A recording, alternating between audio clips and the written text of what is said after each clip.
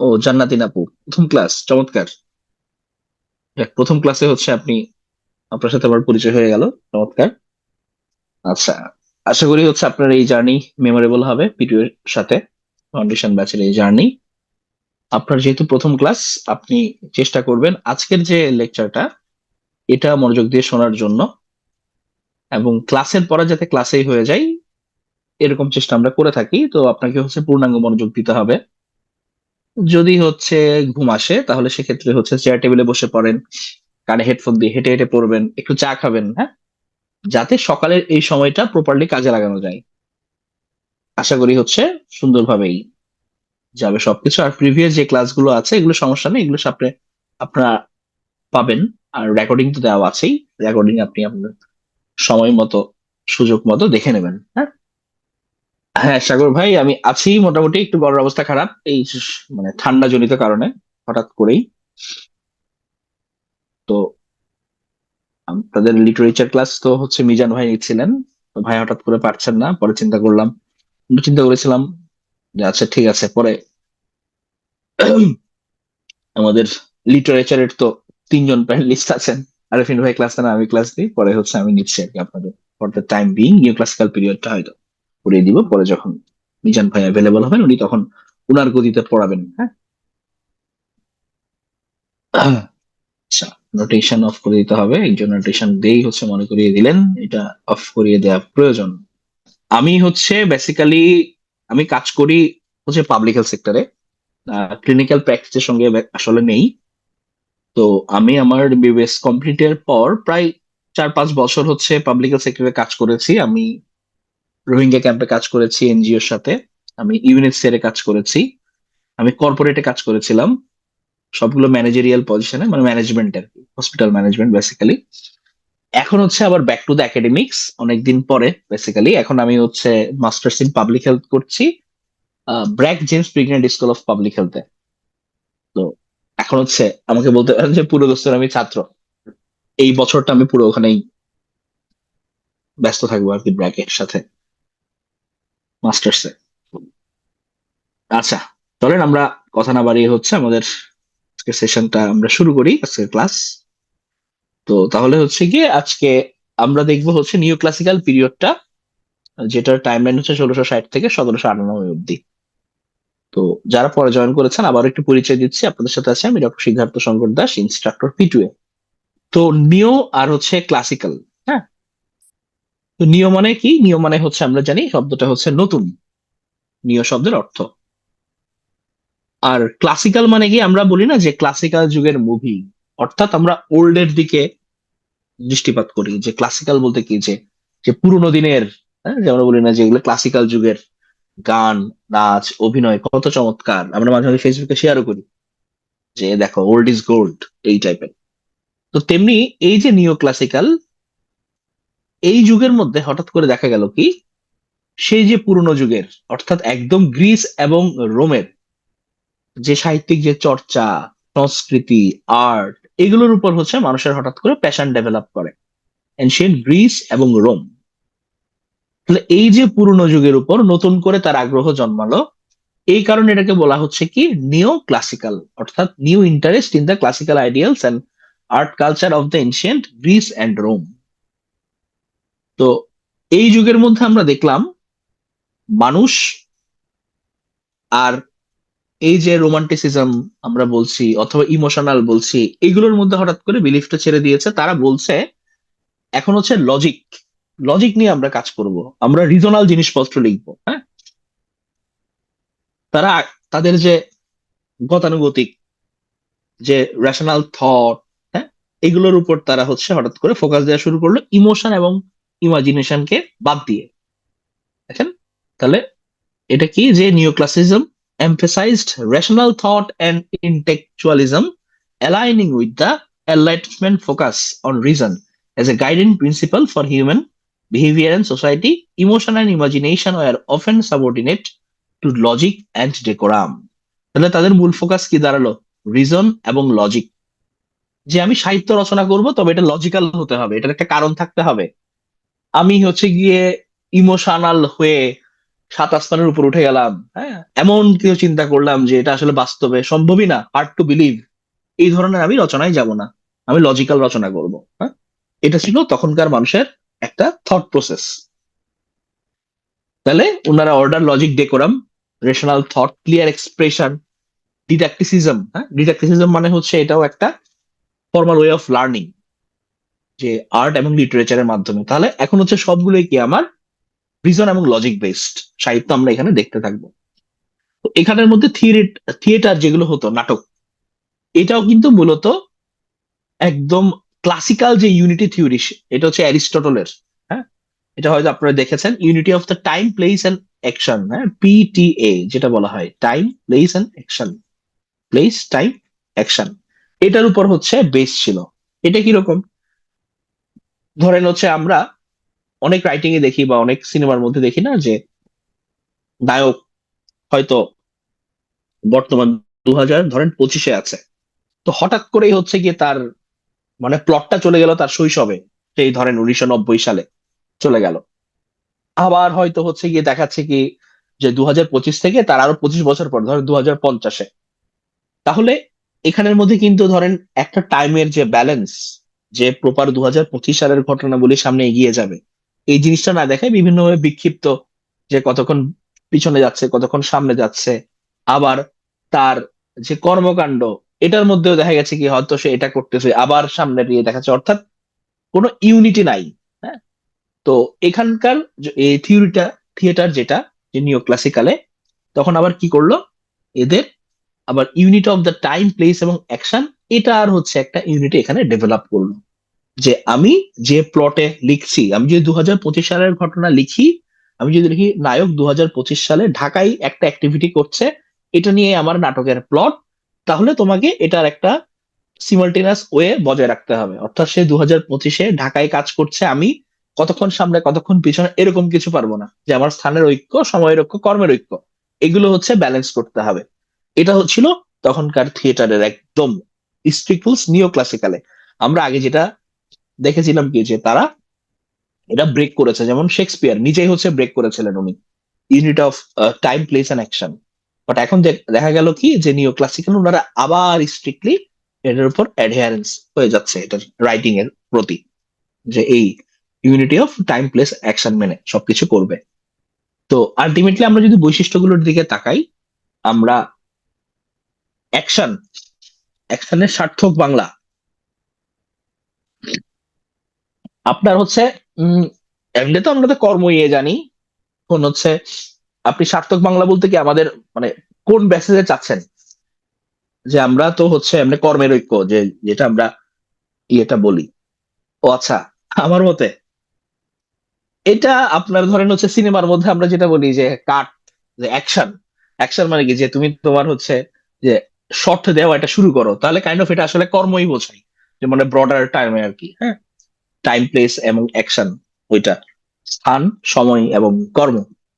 এখানে new classical যুগের সাহিত্যের যে বৈশিষ্ট্য, সেটা হচ্ছে কি imitation of the classical forms, যে ক্লাসিক্যাল ফর্মে হচ্ছে আবার ফিরে যাচ্ছে, emphasis on the reason and rationality, rational চিন্তা, লজিক্যাল চিন্তা করতেছে, সোশ্যাল অর্ডার এন্ড মোরালিটি। তাহলে এখানে হচ্ছে কি আমাদের সমাজের অবস্থানও খেয়াল রাখা হচ্ছে, যে আমার এখানে সোশ্যাল অর্ডার, আমার যে মোরাল যে কনফ্লিক্টটা, এগুলো যাতে হচ্ছে প্রপারলি ফুটে আসে এখানে, সোশ্যাল নর্মস ব্রেক করবে এরকম কোনো ইস্যুতে রচনা না হয়, ফর্মালিজম এন্ড অ্যাডহিয়ারেন্স টু রুল একদম স্ট্রিক্টলি, এই যে আমরা টাইম, প্লেস, অ্যাকশনের কথা বললাম, যে একদম রুলস এর মধ্যে আসতে হবে।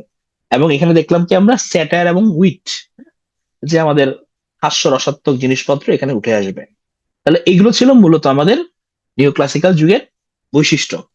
তো সহজে যেটা আমরা যদি বলতে পারি, যে এখানে নতুনত্ব বা সৃষ্টিশীলতার চেয়ে চিন্তাশীলতা এবং গঠনশৈলীর উপর বেশি গুরুত্ব দেওয়া হয়েছে। হ্যাঁ, যে আমি মানে একদম যে নতুন জিনিস নিয়ে আসবো অথবা একদম ক্রিয়েটিভ হয়ে যাব, মানে এমন ক্রিয়েটিভ আমাকে হয়ে যাওয়া যাবে না যে যেখানে হচ্ছে আমি কোনো লজিকের আর প্লেস নাই আমার। হ্যাঁ, তো এখানে হচ্ছে দেখা গেল কি, এই যে নতুনত্ব বা সৃষ্টিশীলতার চেয়ে একদম সে হচ্ছে তার প্রপার যে গঠন, একদম টেক্সট বুক মেনে যে সাহিত্য রচনা, হ্যাঁ, এবং তার যে চিন্তাশীলতা, তার যে লজিক্যাল এক্সপ্লেনেশন, এগুলোর উপর গুরুত্ব দেওয়া হলো। এবং এখানে যেটা করা হলো, আর্ট ফর হিউম্যানিটির সেই ইনস্টিড অফ আর্ট ফর আর্টসেই।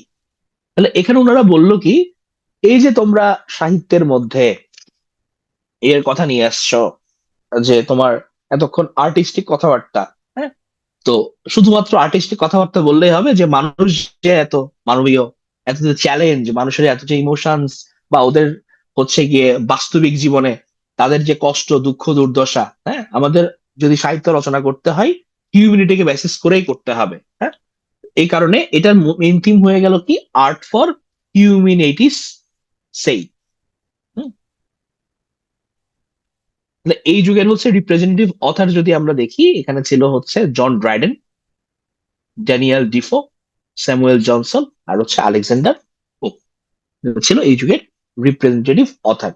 এবং এই যুগের হচ্ছে কিছু আপনার যুগ ভাগও আছে, এগুলো আমরা দেখবো নেক্সট স্লাইড।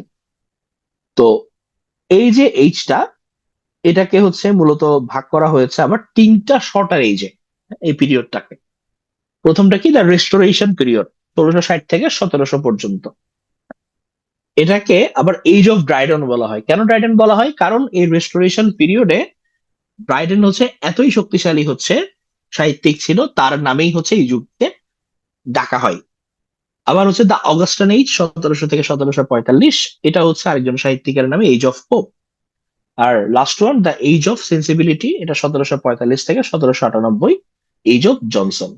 তাহলে এই যে শর্টার এইজ গুলো, এই টাইমলাইন গুলো কিন্তু খুবই গুরুত্বপূর্ণ, হ্যাঁ। পরীক্ষায় আসবে যে এজ অফ পোপের টাইমলাইন কত, 1700 থেকে 1745। এজ অফ ড্রাইডেনের টাইমলাইন কত, 1660 থেকে 1700। এজ অফ সেন্সিবিলিটির অপর নাম কি, এজ অফ জনসন, এটা টাইমলাইন কত, 1745 থেকে 1798। তাহলে আমার পুরো যদি আমি নিউ ক্লাসিক্যাল পিরিয়ড, তাহলে এটা কত, 1660 থেকে 1798। তাহলে এরপর এটার আবার তিনটা সাবগ্রুপ আসছে, একটা হচ্ছে রেস্টোরেশন, যেটা 1660 থেকে 1700, অর্থাৎ 40 বছরের। এরপর আসছে হচ্ছে অগাস্টান, এই যে 1700 থেকে আরো 45 বছর। এরপর আসছে হচ্ছে আমার এজ অফ সেন্সিবিলিটি, 1745 থেকে 1798। তাহলে এই হচ্ছে আমাদের টোটাল নিউ ক্লাসিক্যাল পিরিয়ড। চলেন আমরা হচ্ছে এখন শুরু করব আমাদের প্রথম অংশ, দ্য রেস্টোরেশন পিরিয়ড দিয়ে, 1660 থেকে 1700 পর্যন্ত। আচ্ছা, আপনারা আমার কথা কি বোঝা যাচ্ছে, বা আমি যেগুলো পড়াচ্ছি বোঝা যাচ্ছে কিনা?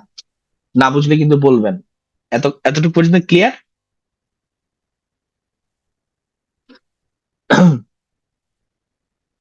ওকে, ঠিক আছে। তাহলে আমরা রেস্টোরেশন পিরিয়ড 1660 থেকে 1700। আচ্ছা, গতদিন আপনারা তো হচ্ছে রেনেসা পিরিয়ড বলেছেন, প্রায় শেষ করেছেন। আপনার রেনেসা পিরিয়ডে কি এমন কিছু দেখেছিলেন যে হঠাৎ করে এই যে রাজতন্ত্র, রাজতন্ত্রের বিরুদ্ধে একদল মানুষ গণতন্ত্রের জয়গান গাইলো, তারা আগের রাজাকে মোটামুটি বিহেডিং করে মাথা কেটে নতুন গণতন্ত্র নিয়ে আসলো। এখানে ক্রোমওয়েল নামে একজন হচ্ছে গিয়ে সে গণতন্ত্রের জয়ধ্বনি গিয়ে মানে পার্লামেন্টারিয়ান গভর্নমেন্ট গঠিত হলো। আপনি এটা পেয়েছেন, দেখেছেন না? Yes, Commonwealth period. কিন্তু এই যে তাদের যে টাইমটা, কমনওয়েলথ পিরিয়ড তো আপনারা বললেন, এটা কতদিন সময় পর্যন্ত ছিল? দেখি মনে আছে কিনা আপনাদের। এটার টাইমলাইনটা কত? এটা হচ্ছে 11 বছর ছিল। তাহলে এই যে 1649 থেকে 1660, 11টা বছর, দেখা গেল কি যে এই যে পার্লামেন্টেরিয়ান সরকার, অর্থাৎ জনগণের এখানে ক্ষমতায়ন ঘটলো। কিন্তু এই সময় দেখা গেল আসলে তারা যে চিন্তা নিয়ে রাজতন্ত্রকে হটিয়ে তাদেরকে এনেছে, বরঞ্চ তার বৈপরীত্যটা বেশি দেখা গেল।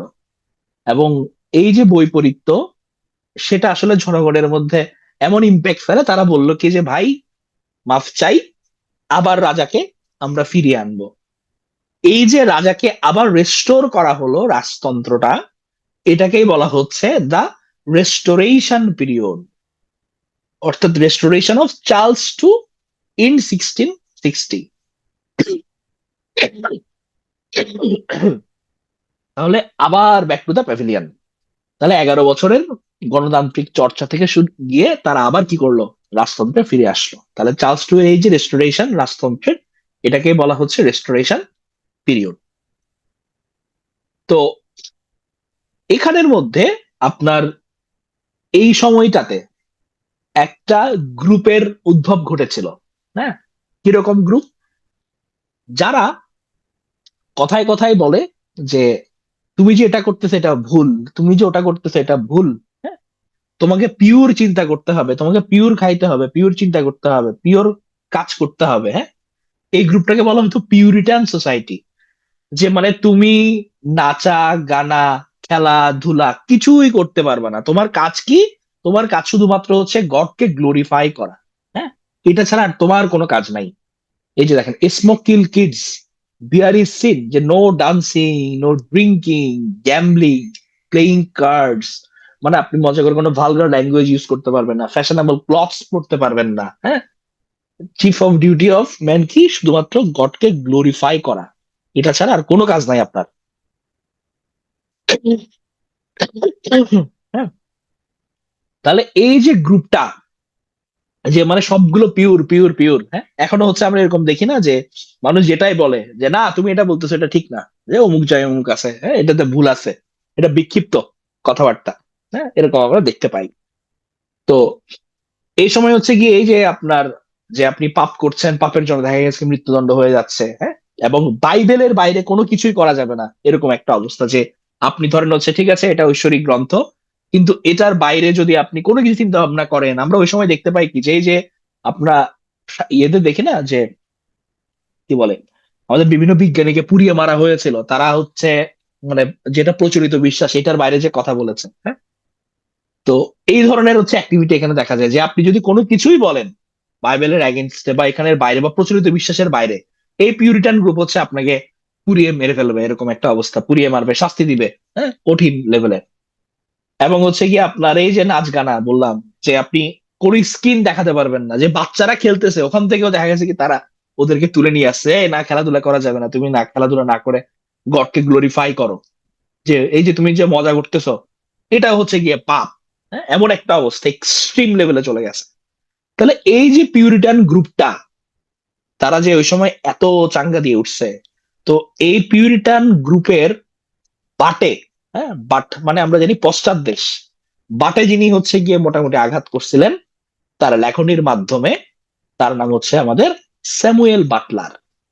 তাহলে এই বাটলার সাহেব পিউরিটানদের বাটে আঘাত করছেন তার লেখনী দিয়ে।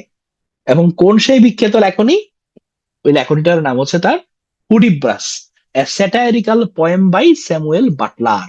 হ্যাঁ, তো এই স্যামুয়েল বাটলার সাহেব এই যে পিউরিটান ওদের রিয়েল যে ক্যারেক্টার, এটা হচ্ছে গিয়ে কবিতার মধ্যে দিয়ে সুন্দর করে আমাদের সামনে তুলে ধরেন এই পিরিয়ডে। হচ্ছে হুডিব্রাস। তাহলে এখানে মূলত দেখিয়েছে কি যে ওদের রিয়েল ক্যারেক্টার, যে পিউরিটান, ওদের হচ্ছে গিয়ে আপনার যে গল্পের নায়ক হচ্ছে একদম স্থূলদেহী রকচটা, হ্যাঁ, কলহপ্রিয় একজন নাইট, নাইট মানে তো যোদ্ধা, যার নাম হচ্ছে স্যার হুডিব্রাস।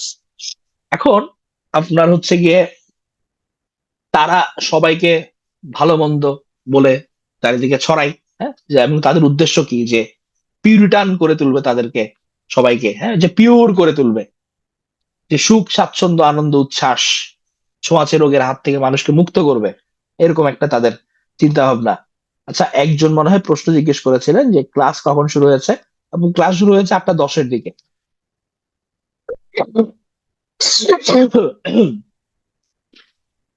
তো এরা হচ্ছে কি, এদের টার্গেট কি, সবাইকে হচ্ছে পিওর করবেন। হ্যাঁ, কিন্তু মজার ব্যাপার হইলো কি, এই যে তারা পিওর করতে গিয়ে নিজেদের মধ্যেই হচ্ছে গিয়ে খালি তর্কাতর্কি করে, বাকবিতণ্ডা করে, কলহ করে, আক্রমণ করে। হ্যাঁ, এবং এখানের মধ্যে দেখা যায় যে ওরা যদিও হচ্ছে অন্যদেরকে বলে যে তোমরা পিওর করবে তোমাদের, কিন্তু নিজেরাই ভণ্ড তারা। হ্যাঁ, যে তাদের বিধবার প্রেমে পড়তে দেরি হয় না, আবার জ্যোতিষীর পরামর্শ ফেলে পালাতেও তার তর্স হয় না। অর্থাৎ পিউরিটানরা হলো পবিত্রতার মুখোশধারী শয়তান। মানে মুখে বলছে তারা তোমরা এই করো ওই করো, এটা না করলে তো সমস্যা, ওটা না করলে সমস্যা, তোমার ধর্ম ভ্রষ্ট হয়ে যাচ্ছে। হ্যাঁ, কিন্তু তাদের যে কাজকর্ম এখানে এটা ভণ্ডামি, তারা দুনিয়ার যত ভণ্ডামি তত সব করতে থাকে। তাহলে এই শ্রেণীর মধ্যে বাটলার মূলত পিউরিটানদের শুধু নয়, এই শ্রেণীর সকল মানুষকেই আক্রমণ করেছেন। তাদের মুখোশ খুলে দিয়েছেন। এবং এই যে হুডিব্রাস এখানে যে ক্যারেক্টার গুলো তুলে ধরেছে, যে যারা নিজেরা ভণ্ড কিন্তু অন্যদেরকে হচ্ছে গিয়ে তারা জ্ঞান বিতরণ করতে পিছপা হয় না, এরকম মানুষ কিন্তু আমরা এখনো দেখতে পাই আমাদের সমাজে। হ্যাঁ, তো এই কারণে এই রচনাটাকে আপনারা বলতে পারেন কি, যেটা সর্বকালীন, এটাতে শুধুমাত্র ওই কালের জন্য না, এটা কালোত্তীর্ণ হয়ে গেছে। হ্যাঁ, ওটার যে কনসেপ্টটা, তারা আমাদের এখানে মূলত মনে রাখতে হবে হচ্ছে হুডিব্রাস রচনা করেছেন স্যামুয়েল বাটলার পিউরিটানদের হচ্ছে বাস দিয়ে বাটে আঘাত করে। তাহলে হচ্ছে এই এই যে পিউরিটান না, এটা হচ্ছে ওনার মতো আর কি, যে ভাই আমি ঘুমে থাকি আমার হিসাব থাকে না, এগুলো এডিট করা যায় ভাই। তাহলে এই যে যখন সাহিত্য জগতে এরকম ভণ্ডদের নিয়ে লেখাজোখা হচ্ছে, তাদের বর্ণামি এটা উন্মোচিত হয়ে গেল, এখন তো মানুষকে তো ধর্মের পথে আনা দরকার। তাহলে ধর্মের পথে আনার জন্য বাইবেল হাতে আমাদের আগমন ঘটলো এক হুজুরের, তার নাম হচ্ছে জন বানিয়ান। তাহলে জন বানিয়ান নামে হুজুরের আগমন ঘটলো একদম বাইবেল হাতে, দেখে বুঝতেছেন হাতে বাইবেল, একদম ভদ্র মানুষ। তাহলে উনার রচনার মধ্যেও কিন্তু মোটামুটি আমরা দেখতে পাবো কি একটা ধর্মের ছায়া, সে যেটা রচনা করছে নিশ্চয়ই ধর্মীয় কোনো কিছু হবে। তাহলে উনার যে বিখ্যাত রচনা এটা হচ্ছে দ্য পিলগ্রিমস প্রোগ্রেস। এটা পিলগ্রিম শব্দের অর্থ কি দেখি আপনারা বলতে পারেন কিনা, পিলগ্রিম শব্দের অর্থ কি কমেন্টে জানান। পিলগ্রিম শব্দের অর্থ কি? ভেরি গুড, এটা হচ্ছে তীর্থযাত্রী। এটা হচ্ছে তীর্থযাত্রী, তীর্থযাত্রী, পিলগ্রিম। গুড। এখানের মধ্যে মূলত এটা একটা খ্রিস্টিয়ান নোভেল এলিগোরিক্যাল রূপক, যেখানে মূলত একজন তীর্থযাত্রীর প্রোগ্রেস দেখিয়েছে কোথায় কোথায়, যে from this world to that which is to come. অর্থাৎ দেখিয়েছে যে উনি এই যে পৃথিবী থেকে তার যে স্বর্গের দিকে যে যাত্রা, হ্যাঁ, এটাই হচ্ছে তুলে ধরেছেন। মানে এখানে উনি পৃথিবীকে বলেছেন যে সিটি অফ ডিস্ট্রাকশন, আর হেভেনকে বলেছেন, স্বর্গকে বলেছেন, ভেসকে বলেছেন চেলেশিয়াল সিটি। তাহলে city of destruction to the celestial city, এই যে তার যাত্রা, এটাই হচ্ছে মূলত পিলগ্রিমস প্রোগ্রেস। আর এটার যে ক্যারেক্টার, মেইন ক্যারেক্টার, যার জার্নটা হচ্ছে মূলত ফুটিয়ে তোলা হয়েছে, তার নাম হচ্ছে ক্রিশ্চিয়ান। তাহলে উনি মূলত এখানে দেখিয়েছেন এই যে আমাদের যে পার্থিব দুনিয়া থেকে স্পিরিচুয়াল পথে যে একটা আমাদের যাত্রা, আমরা সবাই একটা সময় চিন্তা করি যে না, এই যে দুনিয়াবি জিনিসপত্র নিয়ে আমরা তো বেশি মেতে আছি, আমাদের তো হচ্ছে একটু স্পিরিচুয়াল প্র্যাকটিস করা দরকার। তাহলে এই যে তার আমাদের যে যাত্রাটা, এই যে দ্য পিলগ্রিমস প্রোগ্রেসে উনি এটাই তুলে ধরেছেন, কার মাধ্যমে? ক্রিশ্চিয়ান নামক এই ক্যারেক্টারের মাধ্যমে, যেখানে আর্থকে দেখানো হয়েছে সিটি অফ ডিস্ট্রাকশন হিসেবে, আর হেভেনকে দেখানো হয়েছে সেলেশিয়াল সিটি হিসেবে। এবং দ্য পিলগ্রিমস প্রোগ্রেসের মধ্যে উনি খুব চমৎকার একটা কথা বলেছেন, যেটা পরীক্ষার জন্য খুবই গুরুত্বপূর্ণ, বা আপনারা ফিল করার জন্য অত্যন্ত গুরুত্বপূর্ণ। শুনেন এটা মনোযোগ দিয়ে, যে in prayer it is better to have a heart without words than words without a heart. এটা মানে কি? যে ধরেন আমরা প্রার্থনায় বসলাম অথবা আমরা নামাজে দাঁড়ালাম, অনেকে দেখবেন যে তারা হয়তো দোয়াটা পড়ে যাচ্ছে অথবা প্রার্থনা করে যাচ্ছে, মন্ত্র পড়ছে, অত ইমোশন নাই। আবার কিছু বান্দাকে দেখবেন তারা মানে অঝোর ধারে কান্না করতেছে, অনেকে যে যায় নামাজে বসে প্রার্থনায় বসে কান্না করতে থাকে। উনি বলেছেন এই যে এই প্রেয়ারের সময়, হ্যাঁ, যখন আমি, আমার হয়তো কোনো ওয়ার্ড নাই মুখে, আমি কিছু বলছি না, কিন্তু আমি পুরো আমার হার্টটা দিয়ে সৃষ্টিকর্তার কাছে নিবেদন করছি নিজেকে, সমর্পণ করছি নিজেকে, আমি কান্না করছি, আমি আমার সবকিছু তার কাছে তুলে ধরছি। হ্যাঁ, এটা ভালো। Without words than words without a heart, যে আপনি তাকে পুরো সমর্পণ করলেন। আর আরেকটা জিনিস উনি বললো কি, যে আপনি জাস্ট দাঁড়াই কোনো ইমোশন ছাড়া হচ্ছে গিয়ে কথাবার্তা বলে গেলেন, হ্যাঁ, ঈশ্বরের কাছে। তো এটা উনি তুলে ধরেছেন যে in prayer it is better to have a heart without words than words without a heart, যে পুরোপুরি সমর্পণ করা সৃষ্টিকর্তার কাছে। তাহলে আমরা এখানে দুজন লেখক আমরা অলরেডি দেখলাম। আমরা দেখলাম হচ্ছে জন বানিয়ানের পিলগ্রিমস প্রোগ্রেস, আমরা দেখলাম হচ্ছে হুডিব্রাসের, হুডিব্রাস দেখলাম কার? হুডিব্রাস দেখলাম হচ্ছে আমাদের স্যামুয়েল বাটলারের একটা স্যাটারিক্যাল পোয়েম। এরপর হচ্ছে গিয়ে আমরা দেখব যে আমাদের একজন ভদ্রলোক আসবেন, যিনি হচ্ছে গিয়ে মোটামুটি মানে সমালোচনা করতে করতে সবকিছু ড্রাই করে ফেলবেন। ওনার নাম হচ্ছে জন ড্রাইডেন। সাহিত্য সমালোচক হিসেবে উনি সবচেয়ে বিখ্যাত ছিলেন। ওনাকে বলা হচ্ছে কি যে father of modern English criticism. Modern যে ইংলিশ ক্রিটিসিজম, এটার হচ্ছে কি উনি ফাদার, জাতীয় ভুল ধরা কমিটির লোকজনের আনাগোনা। মানে একদম সব ড্রাই ড্রাই করে ফেলবে, হ্যাঁ, সমালোচনা করতে করতে। সাহিত্য সমালোচক হিসেবে সবচেয়ে বিখ্যাত। তো উনি কি কি সমালোচনা করেছিলেন তার বিখ্যাত কিছু, উনি শেক্সপিয়ারের সমালোচনা করেছেন, নাটকের দ্য টেম্পেস্ট। এটা সমালোচনা করে উনি রচনা করেছিলেন দ্য এনচেন্টেড আইল্যান্ড। এই সমালোচনা রচনা করেছেন উনি। মিডসামার নাইট ড্রিমস নামে হচ্ছে একটা গ্রন্থ আছে, এটা সামনে আপনারা পাবেন। তো এখানে এটার হচ্ছে গিয়ে আপনার ক্রিটিসাইজ করেছে, কেন করেছে? উনি বলেছে যে এখানে ফ্যান্টাস্টিক্যাল অর্থাৎ কাল্পনিক জিনিসপত্র বেশি ব্যবহার করা হয়েছে। এখানে এটা হচ্ছে ইমপ্লসিবল। ইমপ্লসিবল মানে কি, যে যেটা ইম্পসিবল টু বিলিভ, যেটা বিশ্বাস করা যায় না, এখানে এতই কাল্পনিক জিনিসপত্র আনাগোনা যেটা বিশ্বাস করা টাফ, এটা বলে উনি করেছেন। এবং উনি বলেছেন কি যে এই ধরনের যে রচনা, হ্যাঁ, এগুলো এতই যে বাস্তবতার ঊর্ধ্বে চলে যায়, এগুলো আসলে হচ্ছে গিয়ে রচনা করা উচিত না, এবং should maintain a certain degree of realism even in imaginative works. যে তুমি ইমাজিন করো ঠিক আছে, কিন্তু সেগুলোর মধ্যে যাতে কিছুটা হলেও বাস্তবতার মিশেল থাকে, এটা উনি বলেছেন। তাহলে জন ড্রাইডেন সাহেব এগুলো নিয়ে কি করেছেন? প্রচুর সমালোচনা করেছেন। তো জন ড্রাইডেনের যদি আমরা কিছু বিখ্যাত কাজের দিকে তাকাই, তার পোয়েট্রি ছিল হচ্ছে অ্যাবসালম এন্ড এস্টোফেল, ম্যাক ফ্লেকনি।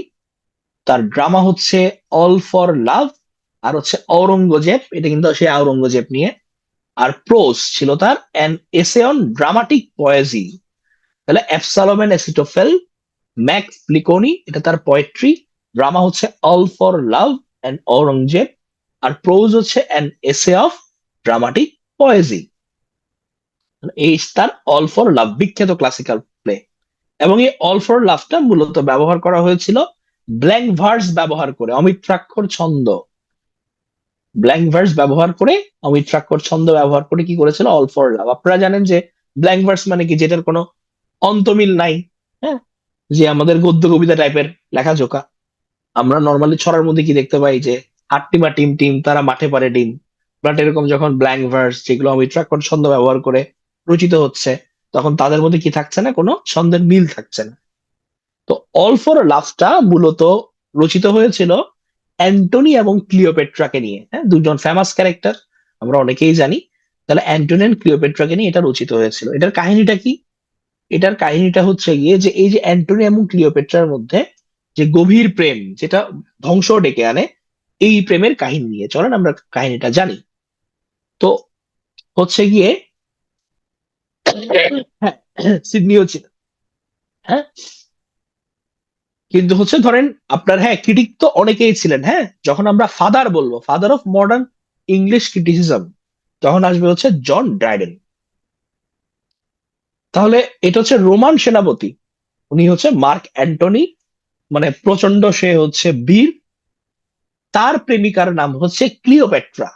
হ্যাঁ, এখন এই যে মার্ক অ্যান্টনি সাহেব, সে কিন্তু বিবাহিত, তার ছেলে মেয়েও আছে, অক্টোভিয়াস তার বউ, হ্যাঁ, অক্টোভিয়া।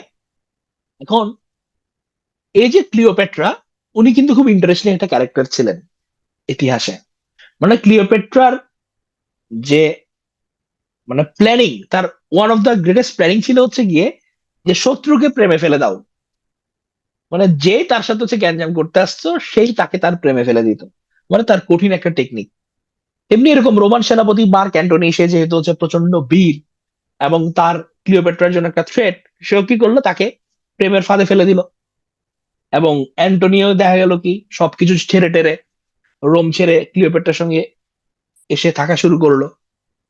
অ্যান্টনির বন্ধু ভেন্টিটিয়াস পরামর্শ দিচ্ছে অ্যান্টনিকে যে তোমার তো রোম আছে, তুমি যে এখানে চলে আসছো, রোমের অবস্থা তো খারাপ হয়ে যাচ্ছে, তোমার যে এত ঐতিহ্য, এগুলো ছেড়ে তুমি চলো। Yes, Cleopatra is an Egyptian queen, এগুলো ছেড়ে চলো। রোমের মধ্যে, বাট অ্যান্টনি তো যেতে চায় না।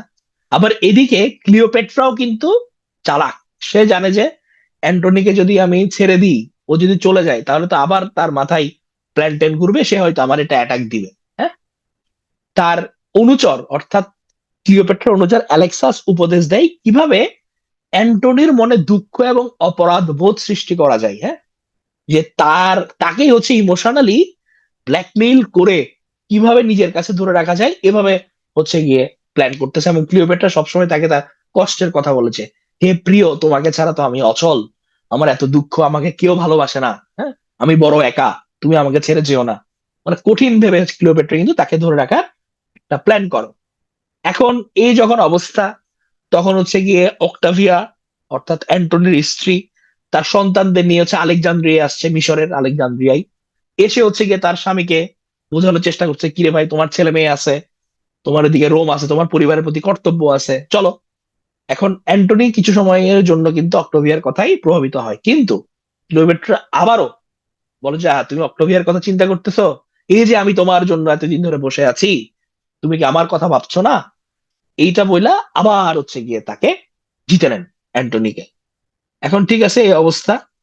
এখন যেটা গ্যাঞ্জাম হয়ে গেল, অ্যান্টনির ক্লিওপেট্রার প্রতি ভালোবাসার কারণে তার সেনাবাহিনী পরাজিত হয়ে যায়। হ্যাঁ, এবং সে বুঝতে পারে যে শালার এটা তো ঝামেলা, আমরা ঝামেলায় পড়লাম। এবং ক্লিওপেট্রা তো তার কাছে প্রতারণা করছে। হ্যাঁ, ক্লিওপেট্রার প্রতারণা এটা হয়েছে। এখন ক্লিওপেট্রা হচ্ছে আবার অ্যান্টনির এই ধারণায় সে প্রচন্ডভাবে ভেঙে পড়ে এবং একটা গোপন কক্ষে আশ্রয় নেয়। এখন অ্যান্টনি মনে করে এই যে গোপন কক্ষে সে আশ্রয় নিছে, অ্যান্টনি ভাবে তাহলে তো ক্লিওপেট্রা হয়তো মারা গেছে এবং আত্মহত্যা সে চেষ্টা করছে। হ্যাঁ, এটা শুনে হচ্ছে গিয়ে তিনি মারাত্মক আহত হন। এবং ক্লিওপেট্রা আবার অ্যান্টনির এই অবস্থার কথা জানতে পেরে অ্যান্টনির কাছে আসেন, অর্থাৎ দুজনেরই মন তখন বিক্ষুব্ধ, একজনের মন ভেঙে গেছে, তারা একে অপরের প্রতি প্রেম প্রকাশ করেন এবং একসঙ্গে মৃত্যুবরণ করেন। তাহলে এটা নিয়েই হচ্ছে কাহিনী, অল ফর লাভ। হ্যাঁ, অ্যান্টনি এন্ড ক্লিওপেট্রা, এই দেখেন দুজনে এভাবে মারা গেছে। ঠিক আছে, এই হচ্ছে আমাদের বিখ্যাত অল ফর লাভ। আপনারা বুঝতেছেন তো? বোঝা যাচ্ছে? বোঝা যাচ্ছে কিনা? আমার একটু গলার অবস্থা খারাপ তো,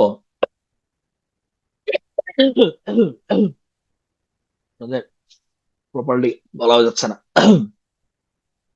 আচ্ছা,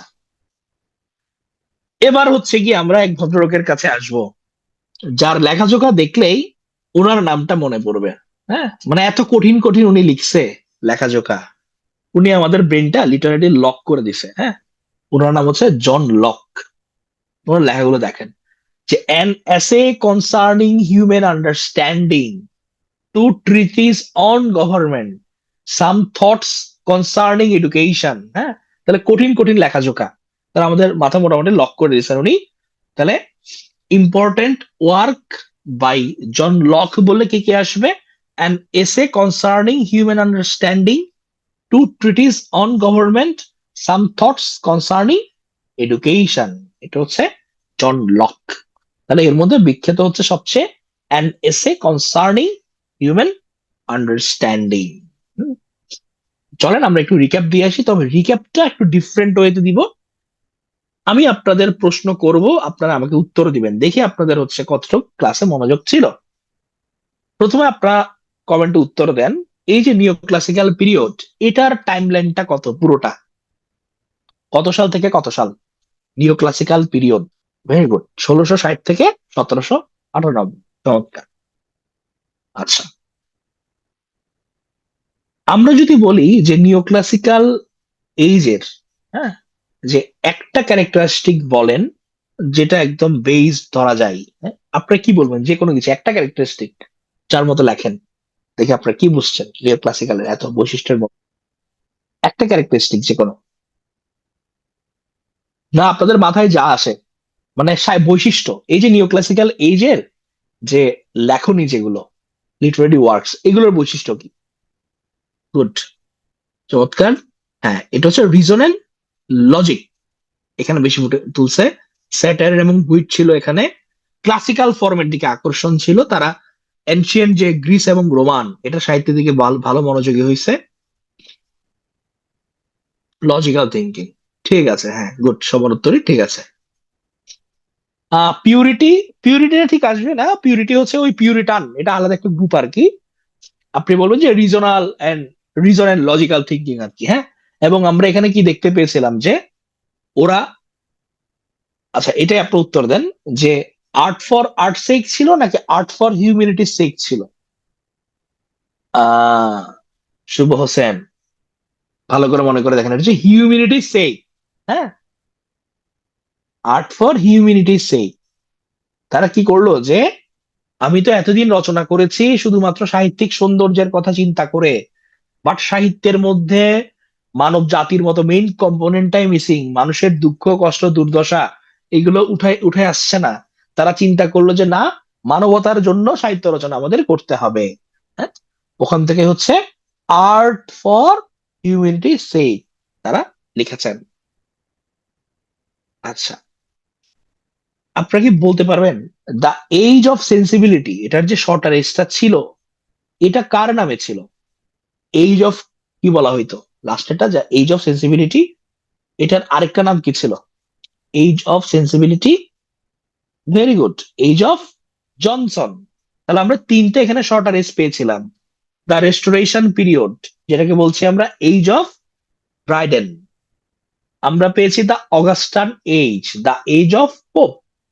আর হচ্ছে দ্য এজ অফ সেন্সিবিলিটি হচ্ছে এজ অফ জনসন। তাহলে এই যে এজ অফ জনসন, এটার টাইমলাইনটা কি মনে আছে?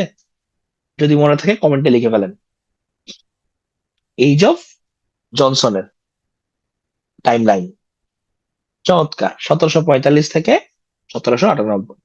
আচ্ছা, এই যে আমাদের স্যামুয়েল বাটলার সাহেব, উনার যে বিখ্যাত স্যাটারিক্যাল পোয়েম, এটার নাম কি ছিল স্যামুয়েল বাটলারের? আচ্ছা, এই যে আমরা পিলগ্রিম প্রোগ্রেস দেখেছিলাম, এটা কার রচনা ছিল?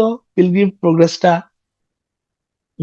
পিলগ্রিম প্রোগ্রেস ছিল জন বানিয়ানের। ওই যে আপনাদের বলেছিলাম, মনে আছে না সিকোয়েন্সটা, যে আমার প্রথমে হুডিব্রাস্ত রচনা করলেন বাটলার, পিউরিটানদের বাটে আঘাত করলেন যখন ধর্মের এই দশা, তখন বাইবেল হাতে আগমন করলেন জন বানিয়ান হুজুর, উনি রচনা করলেন কি দ্য পিলগ্রিমস প্রোগ্রেস। তাহলে এই যে পিলগ্রিম প্রোগ্রেসটা, এটা কি একটা পোয়েম নাকি নোভেল নাকি ড্রামা, কোনটা দেখে বলেন? এটা একটা নোভেল। বলেছিলাম না যে এলিগোরিক্যাল নোভেল, যে ক্রিশ্চিয়ান একটা এলিগোরিক্যাল নোভেল, যেখানের মধ্যে ক্রিশ্চিয়ান নামের ক্যারেক্টারটাকে দেখানো হয়েছে কি সে আর্ট থেকে হেভেন পর্যন্ত। এই যে ধরেন আমি আপনাদের যে প্রশ্নগুলো করছি, এভাবেই কিন্তু পরীক্ষায় আসে। আপনার এইচ থেকে প্রশ্ন আসবে, রাইটার থেকে প্রশ্ন আসবে, কোনটা কি রচনা করেছেন, বা স্পেসিফিক ওই রচনাটা কি ধরনের রচনা। এই যে ধরেন পিলগ্রিমস প্রোগ্রেস আমি বললাম যে নভেল নাকি, বা পোয়েম নাকি, না কি ড্রামা, এভাবে আসবে কিন্তু, ঠিক আছে? তো যখন পড়বেন আমাদের স্লাইডটা ভালো করে মনে রাখতে হবে যে আচ্ছা ঠিক আছে, এটা তো নোভেল ছিল। আচ্ছা, in prayer it is better to have a heart without words than words without a heart, এটা বলেছেন কে?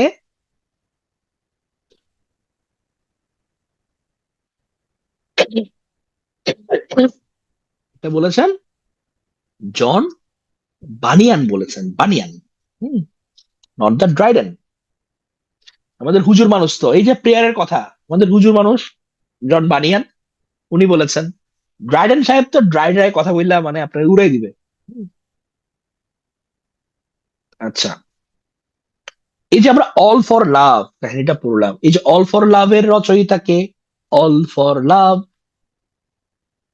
অ্যান্টনি এবং ক্লিওপেট্রার, এটা হচ্ছে আমাদের ড্রাইডেন। এটা ছিল কি, এটা একটা ড্রামা ছিল। আচ্ছা, আপনাদের যখন লিটারারি ওয়ার্ক গুলো দেখাচ্ছিলাম, আপনাদের বলেছিলাম ম্যাক ফ্লেকনির কথা, কারো কি মনে আছে? ম্যাক ফ্লেকনি এটা কি পোয়েট্রি ছিল, ড্রামা ছিল নাকি প্রোজ ছিল? ম্যাক ফ্লেকনিটা, ম্যাক ফ্লেকনি, হ্যাঁ, এটা কি পোয়েট্রি, প্রোজ নাকি ড্রামা, কোনটা ছিল? চমৎকার, এটা পোয়েট্রি ছিল, সবারই মনে আছে। তাহলে জন ড্রাইডেনের পোয়েট্রি হচ্ছে দুটো, অ্যাবসালম এসিটোফেল এন্ড ম্যাক ফ্লেকনি। আরো অনেক আছে, এগুলো মোস্ট ইম্পর্টেন্ট ওয়ান। ড্রামার মধ্যে হচ্ছে অল ফর লাভ আর হচ্ছে অরঙ্গজেব। আর প্রোজের মধ্যে কি an essay of dramatic poesy. আচ্ছা। আর two treatise on government, two treatise on government এটাকে রচনা করছেন। টু ট্রিটিস অন গভর্নমেন্ট, হ্যাঁ। তাহলে আমাদের কঠিন রচনা লিখে সে আমাদের মাথা লক করে দিচ্ছে, জন লক। Very good. তাহলে সবার সুন্দর রিক্যাপ হয়ে গেছে। আশা করি আমাদের রেস্টোরেশন রেস্টোরেশন পিরিয়ডের রাইটার থেকে আসলে সবাই পারবো তো আমরা।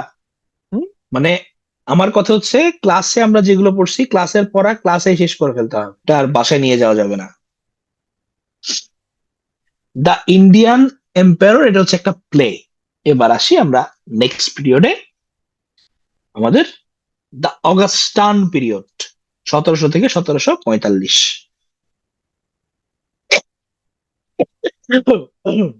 তাহলে আমরা তো এই যুগের কমন বৈশিষ্ট্য দেখতে পাইছি কি যে পুরোনো দিনের ঐতিহ্যের প্রতি মানুষের একটা টান, তারা ব্যাক টু দা রুটস চলে যেতে চাই, হ্যাঁ।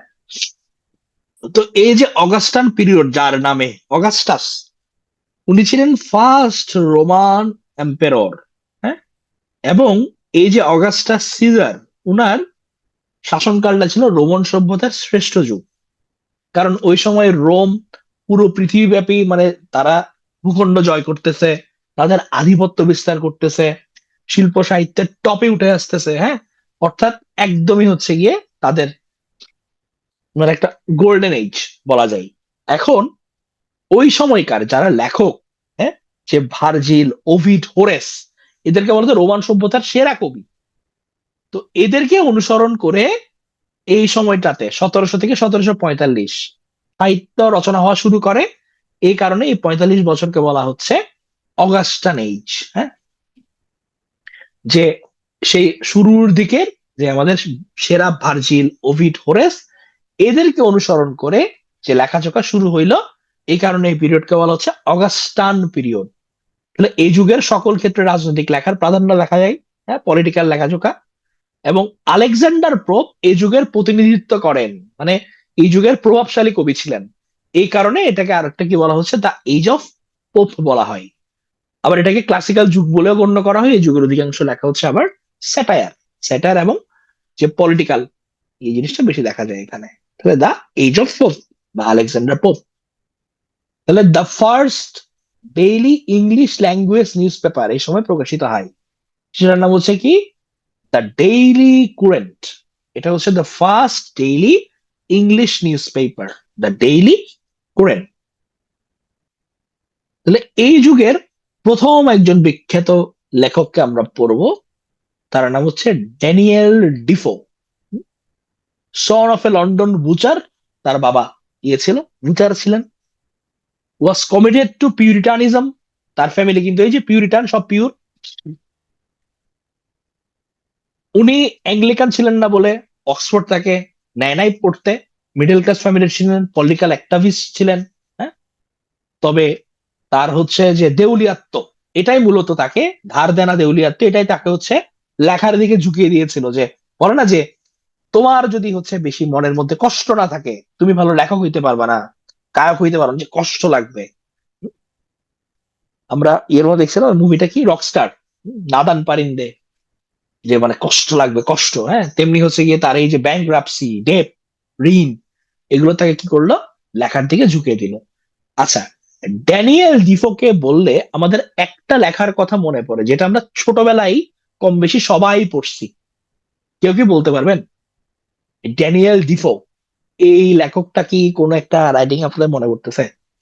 যে একটা লেখা, চিন্তা করেন। Very good. তো হচ্ছে দ্য রবিনসন ক্রুসো। আমরা কিন্তু সবাই পড়ছি মনে হয় কম বেশি এটা। ড্যানিয়েল ডিফোর ফেমাস রবিনসন ক্রুসো। তাহলে ড্যানিয়েল ডিফোর একটা বললে এ হচ্ছে আমাদের রবিনসন ক্রুসো। তাহলে এটাকে বলা হচ্ছে কি যে first realistic fiction in English, হ্যাঁ। যে আমার ইমাজিনেশন ছিল, তার সাথে কিন্তু রিয়েলিজমেরও টাচ ছিল। এই কারণে এটাকে দ্য ফার্স্ট রিয়েলিকশন ফিকশন বলা হয়। ইন ইংলিশে। উপন্যাসটার কেন্দ্রীয় চরিত্র হচ্ছে ক্লাস 6-এ কেন্দ্রীয় চরিত্র হচ্ছে রবিনসন ক্রুসো। উনি হচ্ছে একজন ইংরেজ যুবক যার জীবনে বড় স্বপ্ন দুঃসাহসিক অভিযান, সে অ্যাডভেঞ্চার করবে। এখন সে অ্যাডভেঞ্চারে বের হয়ে যায়, কিন্তু দেখা গেল কি তার জাহাজটা ভয়ানক ঝড়ে পড়ে এবং ডুবে যায়। ক্রুসো নিজেকে একটা নির্জন দ্বীপে আবিষ্কার করে। এখন দ্বীপে কেউ নাই, যাওয়ার সুযোগও নাই। সে কি করলো, সে হচ্ছে নতুন জীবন তার শুরু করলো দ্বীপে। সে আস্তে আস্তে শিকার, কৃষিকাজ, পশুপালন এগুলো শিখে নেই। একা থাকার যন্ত্রণা সত্ত্বেও সে মোটামুটি সার্ভাইভ করতে থাকে, এবং দেখা গেল কি সে আস্তে আস্তে কি করতেছে, ঈশ্বরের প্রতি বিশ্বাস আরো গভীর করে। তিনি তার ভুল এবং পাপ সম্পর্কে অনুশোচনা করেন। হ্যাঁ, যা আমরাও করি। আমরা যখন একা থাকি তখন কি হয়, যে ঈশ্বরের সঙ্গে নৈকট্য আরো বেশি হয়, মনে করে আরে কি ভুলটা করে ফেলতেছি। হ্যাঁ, তেমনি রবিনসন ক্রুসো এরকম করছিল। বাট যেটা হলো যে দ্বীপে কিছুদিন পর ক্রুসো দেখতে পান যে এখানে হচ্ছে আদিবাসীরা আছেন, যারা মাঝে মাঝে এখানে আসে, কিন্তু সমস্যা হচ্ছে কি তারা মানুষ খায়, যেটা ক্রুসোর জন্য তো বিশাল বিপদ। ধরা পড়লে তো তারা বারবিকিউ করে খেয়ে ফেলবে। এখন এটার মধ্যে একজন মানুষ, একজন আদিবাসী, যে একটু ভালনারেবল ছিল, তাকে বন্দি করে ফেলতেছিল লোকজন, তাকে বন্দি হওয়া থেকে রক্ষা করেন এবং তার নাম রাখেন হচ্ছে ফ্রাইডে। এই ফ্রাইডে পরে হচ্ছে রবিনসন ক্রুসোর বন্ধু এবং সঙ্গী হয়ে ওঠে। তো এটার পর হচ্ছে 28 বছর দ্বীপে থাকার পর একটা ইংরেজ জাহাজ ক্রুসোকে উদ্ধার করেন এবং ক্রুসো ইংল্যান্ডে ফিরে যান, জীবনকে পুনর্গঠন করেন। তাহলে এটা নিয়েই তার বিখ্যাত রচনা হচ্ছে রবিনসন ক্রুসো। তাহলে দুইটা কাহিনী আমরা এখানে মনে রাখবো, দুইটা ক্যারেক্টার। একটা তো রবিনসন ক্রুসো নিজে আসেই, এটা মনে থাকবে। তার সাথে হচ্ছে ফ্রাইডে। তাহলে পরীক্ষায় আসতে পারে যে এই যে ফ্রাইডে ক্যারেক্টারটা, এটা কোন রচনা থেকে নেওয়া হয়েছে। উত্তর হবে হচ্ছে রবিনসন ক্রুসো। আবার এটা আসতে পারে যে ফ্রাইডে ক্যারেক্টারটা কোন লেখকের সৃষ্টি। যদি আমার কোন লেখকের সৃষ্টি বলে, তাহলে সেক্ষেত্রে আমার উত্তর হবে হচ্ছে কি ড্যানিয়েল ডিফো। হুম, লেখক বললে ড্যানিয়েল ডিফো। হ্যাঁ, আর রচনা তো রবিনসন ক্রুসো আছেই। আচ্ছা, আপনারা যারা ক্লাস করতেছেন এখানে, রোকসানা নামে কেউ আছেন নাকি? রোকসানা, রোকসানা নামে কি কেউ আছে আমাদের স্টুডেন্ট এখন ক্লাস করতেছে এরকম? রোকসানা থাকলে হাত তুলেন, নাকি নাই? আচ্ছা, আবু তাহের ভাইয়ের মা আছেন। আচ্ছা, এই যে রোকসানা নামে, মানে এটা কেন বলছি, রোকসানা নামে হচ্ছে ড্যানিয়েল ডিফো একটা রচনা লিখেছেন, এটার নাম হচ্ছে রোকসানা। তাহলে যে আবু তাহের ভাই, উনার হচ্ছে মনে থাকতে সুবিধা হবে, এই যে রোকসানা এটা রচনা করেছেন কে, ড্যানিয়েল ডিফো এই নামে। আবার ড্যানিয়েল ডিফো উনি রচনা করেছেন আরেকটা, the life and adventures and piracies of the famous captain Singleton. The life and adventures, তাহলে দেখেন উনি কিন্তু অ্যাডভেঞ্চার নিয়ে অনেক কিছু লিখছেন। রবিনসন ক্রুসো নিজেই কিন্তু হচ্ছে কি কি জাহাজের অ্যাডভেঞ্চার নিয়ে। উনি আবার এখানে ক্যাপ্টেন সিঙ্গেলটন লিখছেন, দ্য লাইফ অ্যাডভেঞ্চার অ্যান্ড পাইরেসিস দস্যু। হ্যাঁ, যে ক্যাপ্টেন সিঙ্গেলটনের। তাহলে যখন হচ্ছে আপনারা যে কোনো কিছু পড়বেন, লিটারারি ওয়ার্ক লিঙ্ক করার চেষ্টা করবেন। আচ্ছা, রবিনসন ক্রুসো এটা তো এরকম জাহাজের যে অভিযাত্রা নিয়ে, যে এরকম যাত্রী গেছে, তারা রবিনসন ক্রুসো হারাই গেল, দ্বীপে ছিল, হ্যাঁ, অনেক বছর পর আবার ব্যাক করলো, তাহলে জাহাজ রিলেটেড, অভিযান রিলেটেড। তাহলে অভিযান রিলেটেড এরকম আর কিছু আছে কিনা, তখন আপনার মনে করে আচ্ছা ঠিক আছে, হ্যাঁ, ক্যাপ্টেন সিঙ্গেলটন জাহাজের ক্যাপ্টেন, তার যে পাইরেসি অ্যাডভেঞ্চার লাইফ, এগুলো নিয়ে তো উনি লিখছেন। তাহলে এভাবে একটা সঙ্গে একটা লিঙ্ক করে মনে রাখবেন, তখন দেখবেন যে কখন আপনারা ভুলবেন না। হ্যাঁ, তাহলে ক্যাপ্টেন সিঙ্গেলটন এখন শুধুমাত্র ক্যাপ্টেন নিয়ে উনি লিখে ক্ষান্ত হননি, উনি কর্নেলকে নিয়েও লিখছেন। হ্যাঁ, কর্নেলকে নিয়ে, কর্নেল জ্যাককে নিয়ে উনি লিখেছেন। তাহলে তার এই চারটা রচনা, আমার Robinson Crusoe, Roxana, captain Singleton, আর হচ্ছে কর্নেল জ্যাক। এটা কিভাবে আমরা মনে রাখতে পারি, একটা ছন্দ দিয়ে মনে রাখতে পারি, যে রবিনসন রোকসানাকে বিয়ে করার জন্য ক্যাপ্টেন ও কলোনেলকে সাথে নিয়ে গেল। রবিনসন দিয়ে Robinson Crusoe, Roxana captain, captain Singleton, আর কলোনেল হচ্ছে কলোনেল জ্যাক। তাহলে রবিনসন রোকসানাকে বিয়ে করার জন্য ক্যাপ্টেন ও কলোনেলকে সাথে নিয়ে, অত্যন্ত গুরুত্বপূর্ণ চারটা রাইটিং। এবার আমরা আসব জোনাথন সুইফট সাহেবের কাছে। হ্যাঁ, যিনি প্রচন্ড বিটার স্যাটায়ারের জন্য হচ্ছে গিয়ে বিখ্যাত ছিলেন Jonathan Swift. Bitterest satirist of the 18th century তাকে বলা হইতো। হ্যাঁ, যে তার মতো যে এত স্যাটায়ার আর কেউ রচনা করেন 18th সেঞ্চুরিতে। ইয়েস, অলরেডি আরাফাত ভাই তোর করে ফেলছেন। তাহলে রবিনসন ক্রুসো বা ড্যানিয়েল ডিফো বললে আমার যেমন রবিনসন ক্রুসোর নাম মাথায় আসে, তেমনি জোনাথন সুইফটের কথা বললেই যেটা মনে আসে সেটা হচ্ছে গালিভার ট্রাভেলস। তাহলে Gulliver travels by Jonathan Swift. এটার মূলত 4টা পার্ট আছে। প্রথম পার্টের নাম হচ্ছে এ ভয়েজ টু লিপুট, দ্বিতীয়টা হচ্ছে এ ভয়েজ টু রডিননাগ, 3 নাম্বারটা হচ্ছে a voyage to Laputa, Balnibarbi, Luggnagg, Glubbdubdrib and Japan, আর a voyage to land of Houyhnhnm. তাহলে 4টা পার্ট, 4টা পার্টে 4 ধরনের কাহিনী। প্রথমটা হচ্ছে লিলিপুট। লিলিপুট শুনে বুঝতেছেন একদম পিচ্ছি বামনদের দেশে পৌঁছায় গেছে গালিভার প্রথমে। মানুষ খুবই ছোট, এখানের মধ্যে সে রাজা প্রজাদের দেখে এবং রাজনৈতিক সংঘাতের সাক্ষী হয়। এখানে মূলত উনি ইংল্যান্ডের যে রাজনীতি এবং তুচ্ছ জিনিস নিয়ে তারা যে বিরোধ করে এটা নিয়ে উনি মূলত ব্যঙ্গচিত্রটা তুলে ধরেছেন। না, ফাদার অফ স্যাটায়ার আলাদা করে বলা হয় না উনাকে, মানে বলা হয় যে বিটারের স্যাটায়ারিস্ট অফ 18th সেঞ্চুরি, এই নামে হচ্ছে উনি পরিচিত। হ্যাঁ, তো অ্যাভয়েড টু লিপুট এটা হচ্ছে বামনের দেশ। তাহলে আপনার, হ্যাঁ, ইংলিশ মুভি আছে এগুলো নিয়ে। তাহলে আমরা এখানে কি দেখলাম, ইংল্যান্ডের রাজনীতি নিয়ে উনি ব্যঙ্গ তুলে ধরলো। তার সেকেন্ড যে পার্ট অ্যাভয়েড টু রন্ডিংডাক, এটা হচ্ছে দানবের দেশ। উনি এবার এতদিন তো লিলিপুরের জায়গায় গেল, এবার সে এমন একটা বড় জায়গায় গেছে যেখানে মানুষজন কি দৈত্যাকার, রডনিংডাকে। হ্যাঁ, সবগুলোই পৃথিবীর প্রাণী এবং উদ্ভিদ কুলের তুলনায় মিনিমাম 12 গুণ বড়। তবে যেখানে যেটা ব্যাপার, তারা গায়ে গতরে বড় হলেও তারা সংখ্যায় প্রচুর এবং সহজ সরল। তারা কোনো যুদ্ধ বিগ্রহ পছন্দ করে না। তাদের নৈতিকতা এবং সরলতা তাকে বিস্মিত করে। এবং এখানে উনি দেখায় যে এই যে ব্রডনি ন্যাক, এটা রাজারা বলছেন কি যে ইংল্যান্ডের যে সমাজ এবং রাজনীতি এর যে ত্রুটিপূর্ণ, এটা হচ্ছে উনি বিবেচনা করেন। ওদের রাজা একজন দার্শনিক, তিনি গুণবন্দিত ব্যক্তি, আদর্শের ভিত্তিতে দেশ চালান, এখানে কোনো আইনসভা নেই। তাহলে লিলিপুটের মধ্যে উনি দেখাইলো ইংল্যান্ডের যে রাজনীতি, বিরোধ, এগুলো নিয়ে ব্যঙ্গ করলো। আর ব্রডনি ন্যাগের মধ্যে উনি কি দেখাইলো যে এখানকার সবাই খুবই আদর্শিক, এখানে ভাই কোনো গ্যাঞ্জাম নাই, একদম যিনি রাজা উনি তার আদর্শের ভিত্তিতে দেশটা পরিচালনা করেন, মানুষজন খুবই ভালো। 3 নম্বরে উনি যেটা দেখাইছেন voyage to Laputa, Balnibarbi and Japan. হ্যাঁ, তো লাপুটার এখানে উনি কি করছেন, এখানে উনি দেখাইছেন লাপুটার বাসিন্দারা বিজ্ঞানে এতই মগ্ন যে বাস্তব জীবনের প্রয়োজনীয় বিষয়গুলো উপেক্ষা করে যাচ্ছেন। অর্থাৎ জ্ঞানের যে অপব্যবহার এবং অযৌক্তিক গবেষণা প্রতি তীক্ষ্ণ এখানে ব্যঙ্গ করা হয়েছে। হ্যাঁ,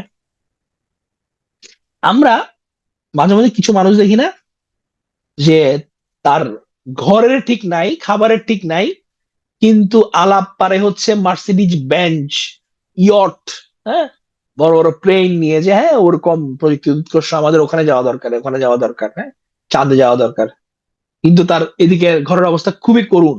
হ্যাঁ, তাহলে এই যে জ্ঞানের অপব্যবহার এবং অযৌক্তিক গবেষণা, এগুলোর প্রতি তিনি তীক্ষ্ণ ব্যঙ্গ করছেন যে তুমি বিজ্ঞানে এত মগ্ন হয়ে গেলে হবে না যে তোমার বাস্তব জীবনের যে প্রয়োজনীয় বিষয়গুলো তুমি উপেক্ষা করছো। আমরা অনেক সময় কি হয় যে রিয়েল জিনিসটা হারাই ফেলি। এটা নিয়ে উনি লিখেছেন a voyage to Laputa, Balnibarbi and Japan. এরপর হচ্ছে তার ফোর্থ পার্ট, যেটা voyage to the land of Houyhnhnms. হ্যাঁ, এখানের মধ্যে উনি দেখাইছেন এই যে হুইনহাম, এরা মূলত হচ্ছে ঘোড়া। আর এখানে উনি দেখাইছেন যে ইয়াহু, এরা হচ্ছে মানুষ। এখানে যে ইয়াহু নামের মানুষরা, এরা হচ্ছে নোংরা, বর্বর এবং অসভ্য। আর হুইনহাম হচ্ছে ঘোড়া, এরা ইয়াহুদের শ্রমিক হিসেবে কাজ করে। কাজ করায় আর কি। হ্যাঁ, এই যে দেখেন, এরা হচ্ছে কি উইনহাম, আর এরা হচ্ছে ইয়াহু। মানে ঘোড়ারা এখানে মোটামুটি সভ্য, হ্যাঁ, নৈতিকতাহীন, আর হচ্ছে মানে নৈতিক তারা, বুদ্ধিমান, আর মানুষ হচ্ছে কি বর্বর। এটা উনি তুলে ধরেছেন। তাহলে টোটাল আমরা চারটা পার্ট দেখলাম। একটা হচ্ছে প্রথমটা ভয়েস টু দ্য লিলিপুট, এরপর voyage to Brobdingnag, voyage to Laputa, আর ভয়েস টু দ্য হুইনহাম। এখানে কিন্তু ভিতর থেকে অনেক সময় প্রশ্ন আসে, বলতে পারে যে ইয়াহু এটা কোন ক্যারেক্টার, কোন গ্রন্থের ক্যারেক্টার, হ্যাঁ, বা হুইনহাম এটা কোন গ্রন্থের ক্যারেক্টার। তাহলে ইয়াহু বলতে হচ্ছে মানুষদের বোঝানো হয়েছে, আর হুইনহাম হচ্ছে ঘোড়াদের বোঝানো হয়েছে এখানে।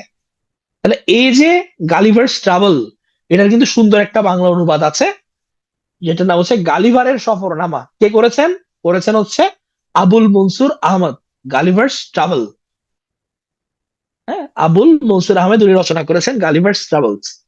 তাহলে এই আবুল মনসুর আহমেদের আর কোন কি ব্যঙ্গাত্মক রচনার কথা আপনারা বলতে পারবেন? আবুল মনসুর আহমেদের বা যে কোনো একটা রচনা দেখি, আপনারা বাংলার কি অবস্থা আপনারা একটু যাচ করি।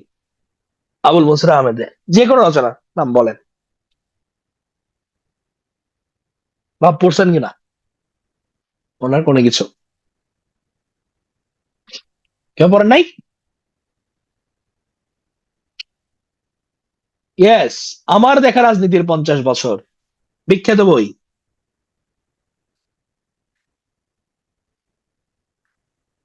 আমার দেখা রাজনীতির 50 বছর।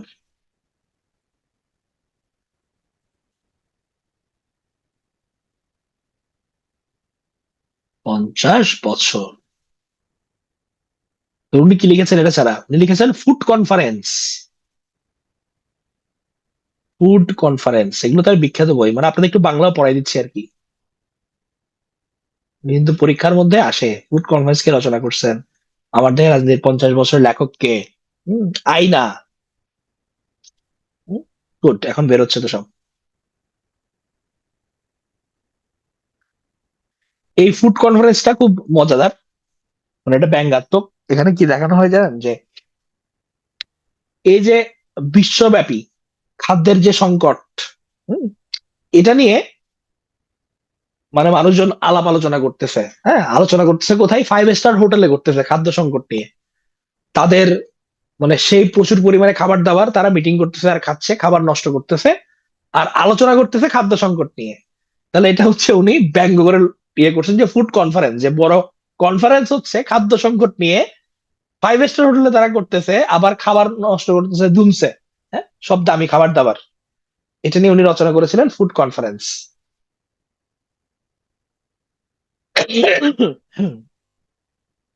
তাহলে হচ্ছে গালিভার ট্রাভেলস, এইটা হচ্ছে কি উনি অনুবাদ করেছেন গালিভারের সফর নামে নাম।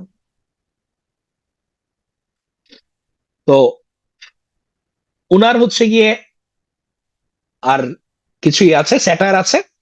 একটা নাম হচ্ছে tale of a tub, Jonathan সুইফটের একটা ব্যঙ্গাত্মক রচনা, যেখানে উনি তিন ভাই, পিটার, মার্টিন এবং জ্যাক, তিন ভাইকে তুলে ধরেছেন। তারা হচ্ছে তিনটা তিন ধর্মীয় বিশ্বাস। আগে আপনার এই যে খ্রিস্ট ধর্মে, এদের মধ্যে কিন্তু অনেক আবার কিছু কিছু ভাগ আছে, যেমন ক্যাথলিক গ্রুপ আছে, প্রোটেস্টান্ট আছে, যেমন আগে পিউরিটান ছিল। তাহলে উনি দেখিয়েছেন কি যে তিন ভাই তিন মতবাদ ফলো করে, এবং তাদের মধ্যে যে তাদের মাধ্যমে যে ধর্মীয় ভণ্ডামি, রাজনৈতিক দুর্নীতি, সামাজিক অসঙ্গতি, এগুলো তুলে ধরা হয়েছে। তাহলে আমরা এটা মনে রাখবো, এ টেইল অফ এ টাপ, এটা হচ্ছে একটা স্যাটায়ার, যাতে ভুল না হয়, ঠিক আছে? স্যাটায়ার এটা একটা। এ মডেস্ট প্রপোজাল এন্ড আদার প্রোস, এটা হচ্ছে কি একটা স্যাটায়ার। এখানে মূলত আইরিশ যে সমাজ, আয়ারল্যান্ড, এদের হচ্ছে দারিদ্রতা তুলে ধরা হয়েছিল ব্রিটিশ শাসনের অর্থনৈতিক নিপীড়নের বিরুদ্ধে। হ্যাঁ, এ মডেস্ট প্রপোজাল এন্ড আদার প্রোস। তার আরেকটা স্যাটায়ার আছে, দ্য ড্রাপিয়াস লেটার। তাহলে দেখেন এখানের মধ্যে স্যাটায়ার, আবার পলিটিক্যাল যে এঙ্গেজমেন্ট, আমরা যে শুরুতে পড়েছিলাম যে অগাস্টাস যুগের মধ্যে এটা বেশি দেখা গিয়েছিল, যে রাজনৈতিক লেখনী, তার মধ্যে হচ্ছে আবার স্যাটায়ার। এটা আমরা এখন দেখতে পাচ্ছি জোনাথন সুইফটের লেখনীতে। হম, কি দ্য ড্রাপিয়াস লেটার, এটা হচ্ছে 1720-এর দশকের আইরিশ জনগণের অর্থনৈতিক অধিকার রক্ষায় ব্রিটিশ শাসনের বিরুদ্ধে তিনি তীব্র প্রতিবাদ করেন। এই যে ড্রেপিয়ার্স, এটা মূলত তার ছদ্মনাম ছিল। হ্যাঁ, এই ছদ্মনামের মাধ্যমে এটা প্রকাশিত হয়েছিল, এবং জোনাথন সুইফট তখন, না শেষ করে দিব কিছুক্ষণ পরই, হ্যাঁ, তো আর হচ্ছে এই কারণে ব্রেক দিচ্ছে না, সুইফটকে আইরিশ জনগণের মুখপাত্র হিসেবে প্রতিষ্ঠা করেন। এবং এটা এখানে দেখানো হয় যে ব্রিটিশ সরকার আইরিশ বাজারে উইলিয়াম উড নামের এক ব্যবসায়ীকে নিম্নমানের তামার মুদ্রা প্রচলনের অনুমতি দেয়। দেখা যায় এই মুদ্রায় জনগণের অবস্থা খারাপ করে তোলে এবং এটি মূল্যহীন, এবং ব্রিটিশ অর্থনৈতিক শোষণের প্রতীক হিসেবে এটা বিবেচিত হয়েছিল। তাহলে ড্রেপিয়ার্স লেটারের মূলত ব্রিটিশরা যে আইরিশদের উপর অর্থনৈতিক যে শোষণ চালাচ্ছে এটার প্রতিবাদে উনি তুলে ধরেন, এবং এই লেখাটা তাকে মূলত সবার সামনে প্রতিষ্ঠা করেছিল, আইরিশদের সামনে। এটা হচ্ছে দ্য ড্রেপিয়ার্স লেটার। এবার হচ্ছে the battle of the books. হ্যাঁ, যে দ্য কাল্পনিক যুদ্ধের একটা বিবরণ দেয়, যেটা একটা গ্রন্থাগারে ঘটে। এখানে প্রাচীন এবং আধুনিক বইগুলো যুদ্ধে লিপ্ত হয়। প্রাচীন ভার্সেস আধুনিক, the battle of the books. প্রাচীনদের পক্ষ থেকে এখানে অংশগ্রহণ করে হোমার, এরিস্টটল, প্লেটো। আর আধুনিকদের পক্ষ থেকে অংশ নেয় রেনে দেকার, টমাস হবস এবং অন্যান্য সাম্প্রতিক লেখকেরা। The battle of the books, এখানে আমাদের মূলত মনে রাখতে হবে নামগুলা। আমাদের হচ্ছে গালিভার্স ট্রাভেলস, এটা সবারই মনে থাকে। এরপর মনে রাখতে হবে a tale of a tub, a modest proposal and other prose, the Drapier's letter, আর the battle of the books. এটা মনে রাখার জন্য ছোট্ট একটা ছন্দ, কেউ ছন্দ নিয়েও মনে রাখেন, কেউ আবার লিখে লিখে মনে রাখেন, যার যেভাবে সুবিধা হয় এভাবে মনে রাখতে হবে। এটা হচ্ছে আমাদের মূল লক্ষ্য। এটা কি যে গালিভার তার প্রপোজাল লেটার বইয়ের মাঝে লুকিয়ে রাখলো। তাহলে গালিভার দিয়ে গালিভার্স ট্রাভেলস, প্রপোজাল দিয়ে এ মডেস্ট প্রপোজাল, আর লেটার দিয়ে হচ্ছে ট্রিপিয়াস লেটার্স, আর book the battle of the books. আচ্ছা, এবার আপনারা আমার কিছু প্রশ্নের দেখি উত্তর দেন। আচ্ছা, the first daily English language news paper, এটার নামটা কি কারো মনে আছে? একটা ওয়ার্ড লিখলেই হবে। The first daily English language newspaper, very good, the daily কোরআন।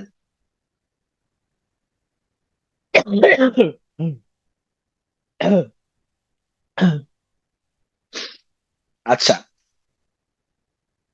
এই যে রবিনসন ক্রুসো রচনা করেছেন আমাদের ড্যানিয়েল ডিফো, এই কাহিনীটার প্লটটা ছিল কোন দেশে? মানে কোন দেশের কাহিনী অনুযায়ী উনি লিখেছেন এটা? প্লটটা ছিল কোন দেশের? দেখি কেউ ধরতে পারেন কিনা। ভেরি গুড, এটা হচ্ছে ইংল্যান্ডের, কারণ সে ইংরেজ যুবক ছিল, তাহলে ইংল্যান্ড। চমৎকার। তার যে বন্ধু হয়েছিল, বন্ধুর নাম কি ছিল? বন্ধু,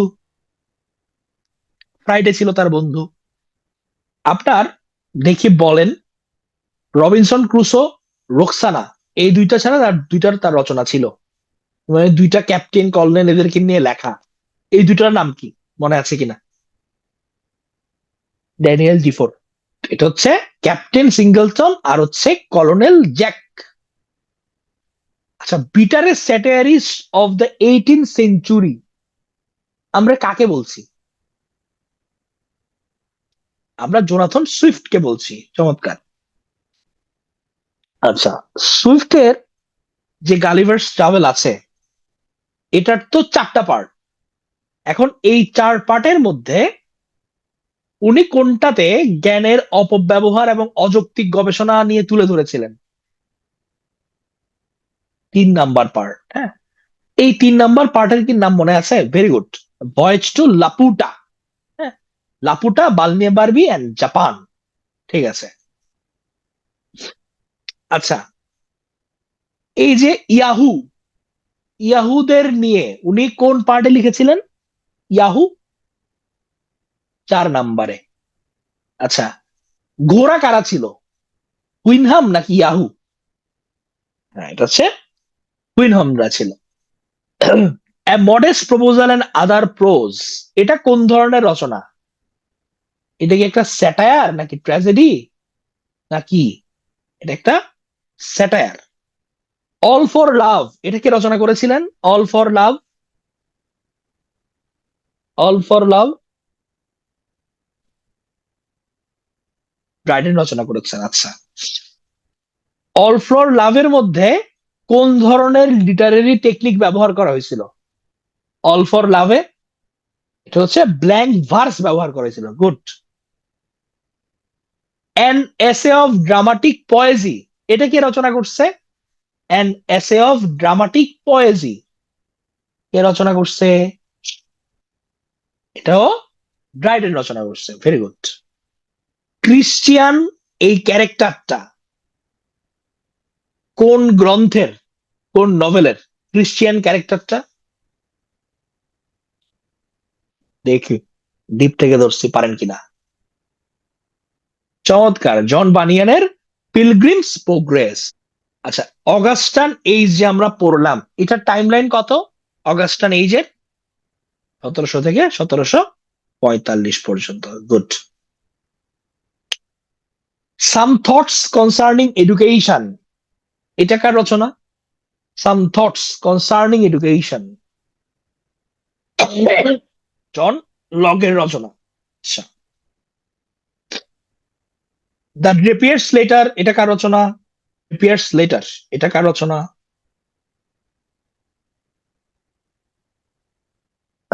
জনাথন সুইফটের। আচ্ছা, চমৎকার, অসংখ্য ধন্যবাদ। আচ্ছা, নতুন যিনি হচ্ছে আজকে জয়েন করছেন, জান্নাতিন ছিলেন প্রবাবলি, আপনি কি বুঝছেন? মানে ক্লাস আমরা প্রায় হচ্ছে 1 ঘন্টা 25 মিনিট আমাদের গেছে, আপনারা ধরতে পারছেন কিনা? জান্নাতিন আছেন নাকি আপনি চলে গেছেন? আচ্ছা, উনি হয়তো নেই। আচ্ছা, ফয়সাল পারভেজ। এখন আপনারা কি আরো পড়তে চান নাকি এতটুকু পর্যন্ত রাখবো? মানে দুটো ক্লাস মিলে আমি চাচ্ছিলাম দুটো ক্লাসের মধ্যে আপনাদের আস্তে ধীরে শেষ করানো আর কি। হ্যাঁ, মানে হচ্ছে, মানে আমি চাচ্ছি হচ্ছে আপনারা যতটুকু পড়ছেন এটা যাতে আপনাদের মাথায় যেতে থাকে। কারণ আপনার আমাদের হচ্ছে আরো 70 স্লাইড আছে, কারণ বেশি আবার লোড দিলে আপনারা খেই হারাই ফেলবেন। পরে হচ্ছে আরো 1.5 ঘন্টার মতো লাগবে, তখন হচ্ছে গিয়ে বলবে হচ্ছে ঝামেলা। হ্যাঁ, যে ভাই আর তো মাথায় ঢুকছে না, এতটুকু ছাড়েন। হ্যাঁ, তো আপনারা হচ্ছে গিয়ে এটা তো পড়বেনই, নিজেদের কাজ আমাদের লেকচার বুক ফলো করবেন এবং প্রশ্ন সলভ করবেন যে রাইটার কয়েকজন পড়াইছি। ঠিক আছে? হ্যাঁ, আরো 70টা তো স্লাইড আছেই। টোটাল হচ্ছে 140টা স্লাইড। হ্যাঁ, তো আপনাদের হচ্ছে গিয়ে ধরেন আজকে 70 71 72 পর্যন্ত পড়াইছি আর কি, যাতে পারফেক্টলি থাকে মাথা। এখন যদি কারো কোনো র্যান্ডম কোনো প্রশ্ন থাকে কোনো কিছুর ব্যাপারে, করতে পারেন এর আগে, তাহলে আপনাদের হচ্ছে আমি একটু ধন্যবাদ দিয়ে দিই না। কারো যদি কোনো প্রশ্ন থাকে তো আমার হচ্ছে গিয়ে ভয়েসের অবস্থা খুবই খারাপ, এই কারণে হচ্ছে আমি বেস্ট ইফোর্টটা আপনাদের দিতে পারি নাই। তাও আপনারা হচ্ছে মানে রেসপন্স করছেন প্রপারলি, মনোযোগ দিয়ে করছেন, উত্তর দিচ্ছেন, এটা আপনাদের উত্তরেই দেখা যাচ্ছে মনোযোগ দিয়েছিলেন। এই কারণে আপনাদের ধন্যবাদ অসংখ্য।